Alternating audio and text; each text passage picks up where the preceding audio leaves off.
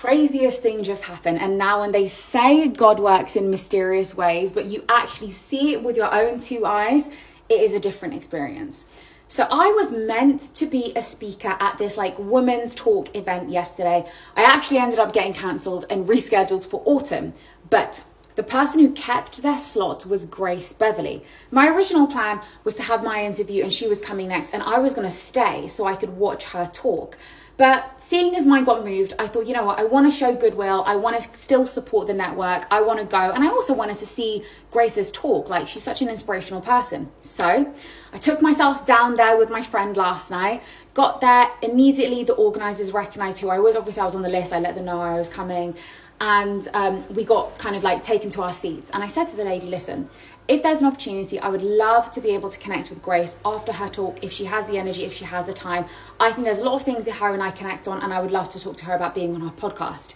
Yeah, that was me saying I wanted to pitch, I wanted to shoot my shot. And if you know me, I'm a very like low-key private person in real life. So that was a bit putting myself out there, but I really feel like there's a lot aligned with myself and Grace. So I was like, let me take this opportunity to ask. I wasn't going to do anything, I just wanted to ask. And they said, you know what, she's got a taxi booked for straight after the interview. We don't know, there's a lot of people, but if we can, we will grab you.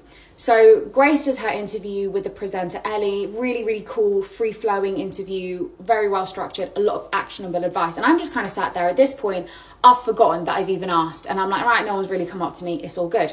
5 minutes before the end, one of the ladies or organisers tapped me on the shoulder. First of all, I jumped because I'm such a jumpy person, and I made a noise, which was really cringe in the audience. But anyways, I turned around and she was like, right, 5 minutes after she comes off stage, we're going to take you backstage and you can have a few minutes with her. And I was like, thank you so much. I really kind of thought they'd forgotten.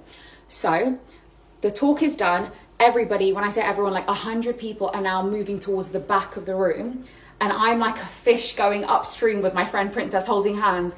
And the lady is in front of me and we're like trekking through. And I'm like, I can feel people looking at me thinking, who's this girl and why is she going to the front? But I kind of ignored it. Maybe they didn't.